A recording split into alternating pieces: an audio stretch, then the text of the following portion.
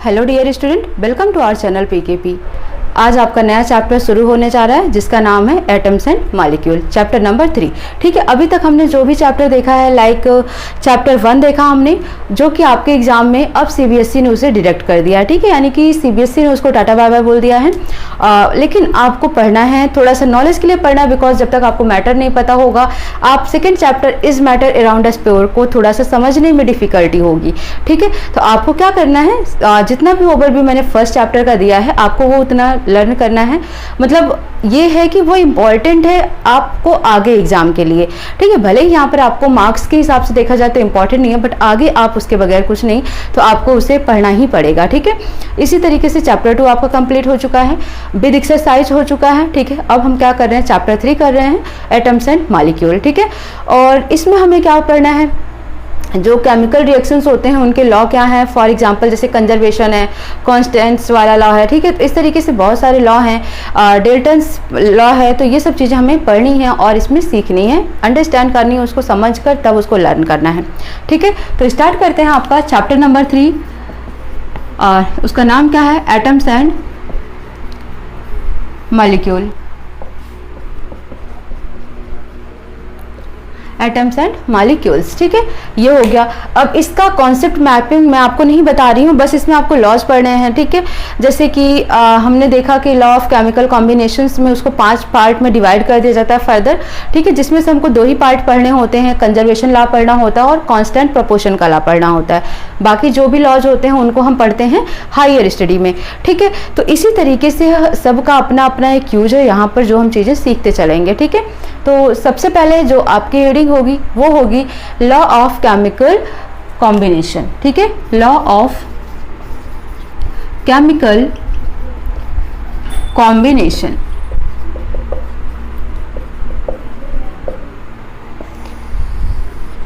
Clear, तो लिख लेते हैं इसकी थ्योरी क्या है वो आप नोट करिए। The chemical reaction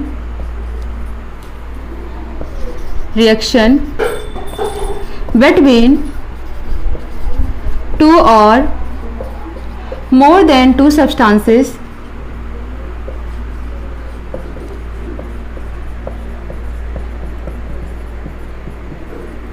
giving rise to products is governed by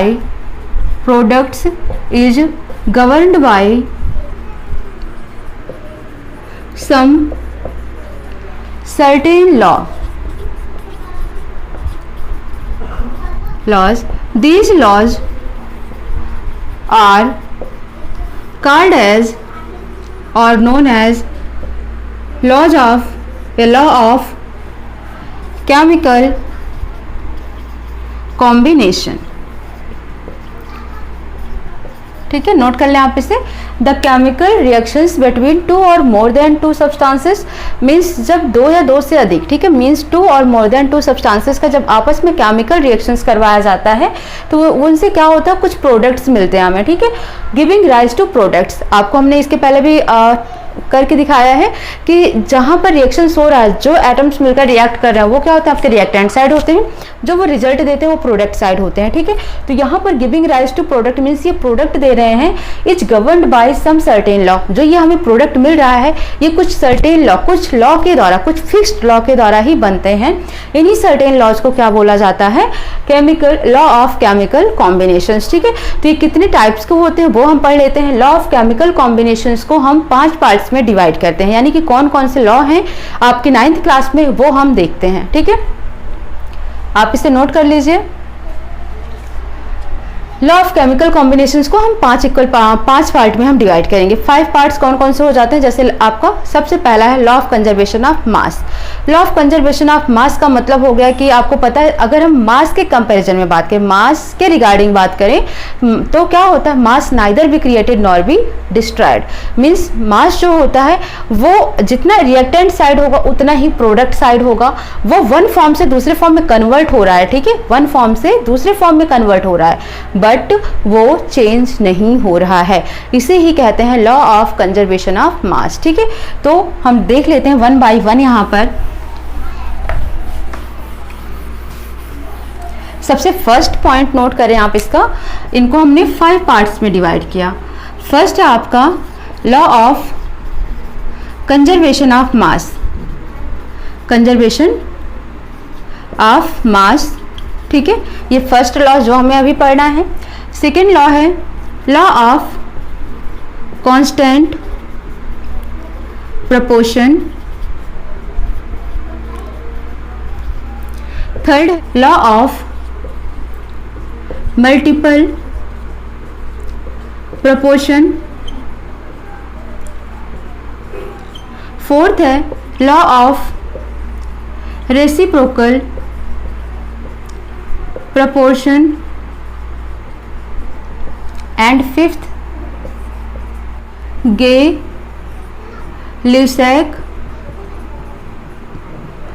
law of combining volume, ठीक है। और ये जो 3 है ये आपको हायर स्टडी में पढ़ने हैं, मीन्स आपको 11th-12th में पढ़ने पड़ेंगे। मल्टीपल प्रोपोर्शन आपको 10th में भी मिल जाएगा, और law of conservation of mass and constant proportion जो कि आपको अभी 9th क्लास में ही पढ़ना है। तो हम क्या करते हैं, सबसे पहले उठाते हैं law of conservation of mass, ठीक है। तो नोट करेंगे सबसे पहले आप इन 5 को नोट कर लीजिए। जैसे मैंने आपको बताया कि लॉ ऑफ कंजर्वेशन आपका मतलब हो गया कि mass neither be created nor be destroyed, जो रिएक्टेंट साइड होगा वही प्रोडक्ट साइड। फॉर एग्जांपल, ये समझाने के लिए लिख रही हूँ, फॉर एग्जांपल हमने क्या किया, कार्बन के मास कार्बन को लिया और ऑक्सीजन को लिया, तो कंबाइंड होकर ये क्या रिजल्ट दिए, हमें कार्बन डाइऑक्साइड का रिजल्ट दिए। कार्बन का मास कितना होता है 6, तो कार्बन का अगर हम एटॉमिक मास की बात करें तो कितना होगा 12 होगा, ठीक है। और ऑक्सीजन का एटॉमिक मास कितना होता है 16 होता है, तो यहाँ पर 2 है तो 16 2 जा 32। अब इन दोनों को प्लस करेंगे तो कितना आ जाएगा 44 ग्राम, यानी कि कार्बन डाइऑक्साइड कितना आपको मिल रहा है 44 ग्राम मिल रहा है, कार्बन कितना है 12 ग्राम, ऑक्सीजन कितना है 32 ग्राम, ठीक है। तो इस तरीके से आपने देखा रिएक्टेंट साइड में भी 44 ग्राम और कार्बन डाइऑक्साइड आपका प्रोडक्ट है जो वो भी 44 ग्राम का है, तो दोनों साइड मास क्या होंगे, इक्वल होते हैं। इसे ही बोला जाता है law of conservation of mass, ठीक है। तो प्रॉपर डिफिनीशन विद इसको एग्जांपल हम देखते हैं। तो हेडिंग करेंगे हम law of conservation of mass.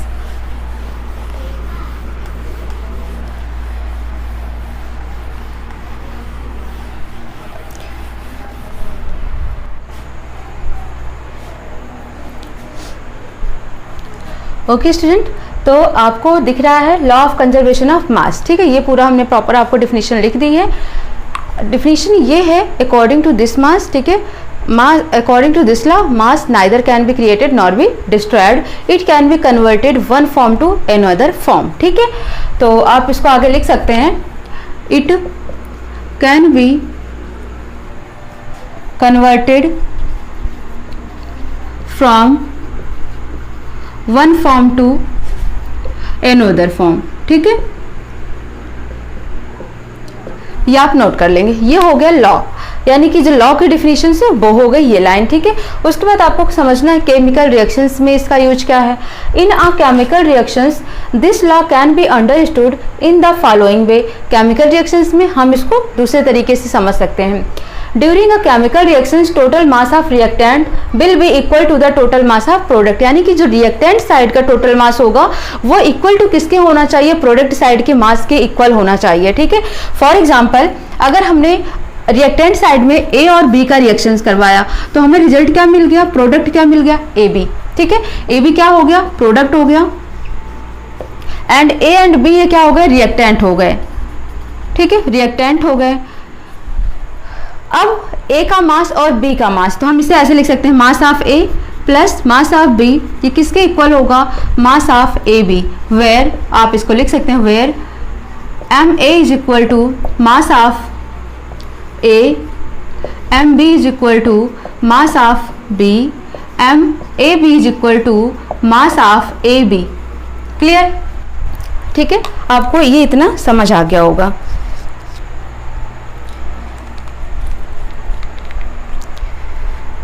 Okay, ठीक है। तो अब हम एक एग्जांपल ले लेते हैं यहाँ पर वाटर का। वाटर के 2 एटम्स होते हैं, वाटर 2 एटम के कंबाइन होने से बनता है हाइड्रोजन और ऑक्सीजन, ठीक है। तो देखते हैं यहाँ पर इनके मास को हम देख लेते हैं अच्छे से। क्लियर। तो ये इतना हमने समझ लिया कि mass of A plus mass of B equal होगा किसके, मास ऑफ ए बी के। तो एग्जांपल हम ले लेते हैं, एग्जांपल ले लेते हैं किसका, 2H2O प्लस O2, ठीक है। 2H2 प्लस O2 ये किसके इक्वल होगा, 2H2O के। क्लियर। अब हाइड्रोजन का एटॉमिक मास कितना होता है, 2 होता है, ठीक है। एटॉमिक मास 2 हो गया और कितने हैं यहाँ पर 2, तो कितना हो जाएगा, 2 2 जा 4 ग्राम, ठीक है। प्लस ऑक्सीजन का कितना होता है 16, तो कितना हो जाएगा ये 36 ग्राम हो जाएगा। ओके, तो यहाँ पर 4 ग्राम, यहाँ पर 36 ग्राम। 16 टू जा कितना होता है, 16 दूनी 32 होता है, 16 टू जा 32, तो यहाँ पर 32 ग्राम हो जाएगा। अब यहाँ पर देखें तो 2 हम कॉमन कर लेंगे, हाइड्रोजन का कितना होता है 1, तो 2 इंटू 1 कितना हो जाएगा 2, और ऑक्सीजन का कितना होता है 16। क्लियर। तो 16 प्लस 2 कितना हो गया 18, यानी कि हम इसे लिख सकते हैं 2 into 18 this is equal to 36 gram के। और इधर अगर हम 32 और 4 ऐड करेंगे तो कितना आ जाएगा 36 ग्राम आ जाएगा। तो आपने क्या देखा, reactant side and product side mass क्या है, इक्वल आ रहा है, ठीक है। तो यही इसका मेन मोटो है इस लॉ का। According to this law mass neither can be created nor be destroyed, it can be converted one form to another form and the mass at the product side will should be equal to the mass at the reactant side. For example आप ऐसे लिखकर इनको दिखा सकते हैं, ठीक है। इस पर एक एग्जांपल हम करके आपको दिखा देते हैं कि क्वेश्चंस किस तरीके से आ जाते हैं, ठीक है। तो इसके बाद हम क्या करते हैं, क्वेश्चन नोट करते हैं। तो आप इसे पहले नोट कर लीजिए, फिर हम क्वेश्चन देखते हैं। ओके, अब हम क्या करते हैं, क्वेश्चन नोट कर लेते हैं, ठीक है।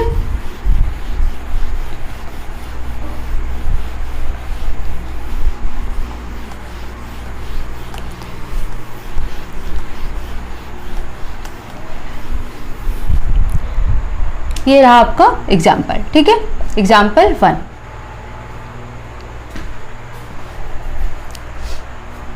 Okay dear. तो ये आपका एग्जाम्पल रहा। एग्जाम्पल 1 है आपका, in a reaction 5.3 gram of sodium carbonate reacted with 6 gram of ethanoic acid. The product were 2.2 gram of carbon dioxide, 0.9 gram of H2O, 8.2 gram of sodium ethanoate.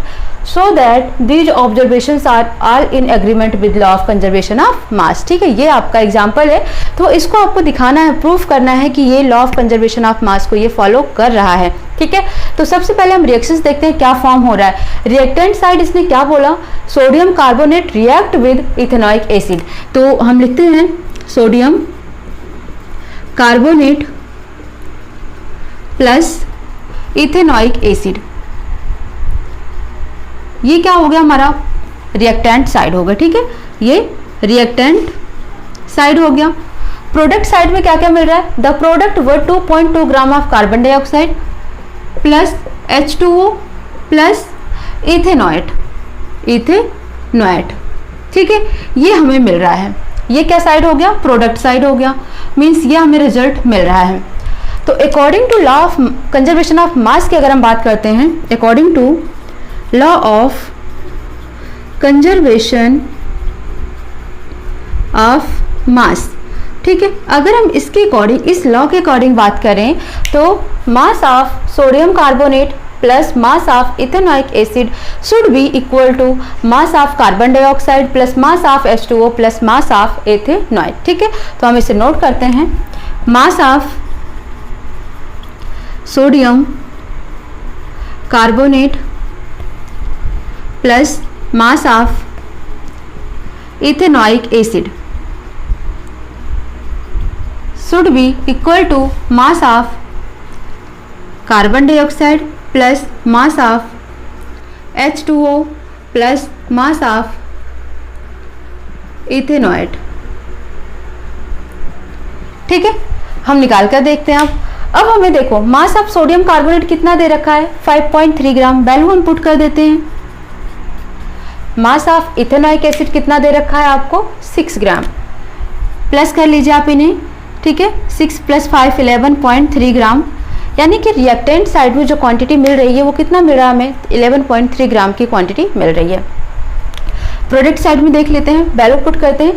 Carbon dioxide कितना product produce हो रहा है, 2.2 ग्राम, H2O 0.9 gram and ethanoid 8.2 gram.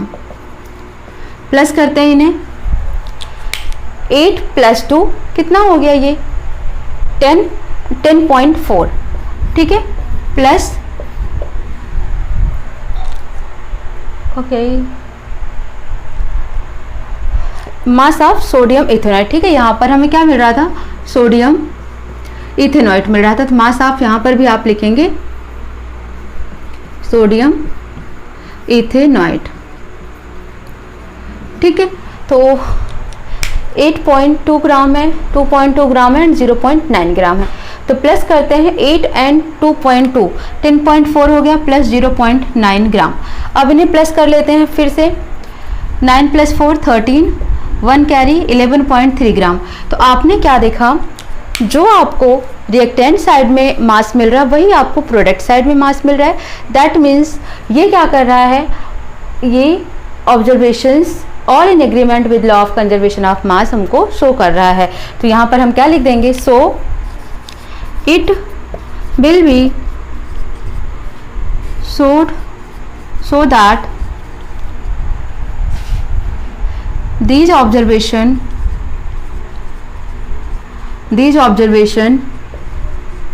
are all in agreement with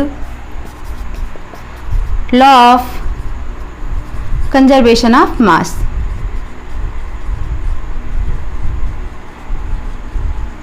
okay student, तो आप इन्हें note कर लें। I hope आपको समझ आ गया होगा। कोई भी इस तरीके से आपको एग्जांपल मिले, आप रिएक्टेंट साइड के मास लिखें, आप प्रोडक्ट साइड के मास लिखें, आप दोनों को प्लस कर दें, दोनों को मतलब अलग अलग, ठीक है। तो आपको क्या देखने को मिलेगा, जो LHS है वो किसके इक्वल आना चाहिए, RHS के। अगर left hand side equal to RHS के राइट हैंड साइड क्या आ रहा है, दैट मीन्स कि ये फिर क्या कर रहा है, लॉ ऑफ कंजर्वेशन ऑफ मास को ये फॉलो कर रहा है, प्रूव कर रहा है, ठीक है। तो इस तरीके से आपको ये क्वेश्चन सॉल्व करने हैं, ठीक है। इसके बाद सेकेंड लॉ हम देख लेते हैं, लॉ ऑफ कांस्टेंट प्रोपोर्शन का, ठीक है। तो ये आप नोट कर लें। नेक्स्ट हम देखते हैं law of constant proportion, note down कर लें आप इसे। ओके डियर, अब हम देखते हैं second law, law of constant proportion.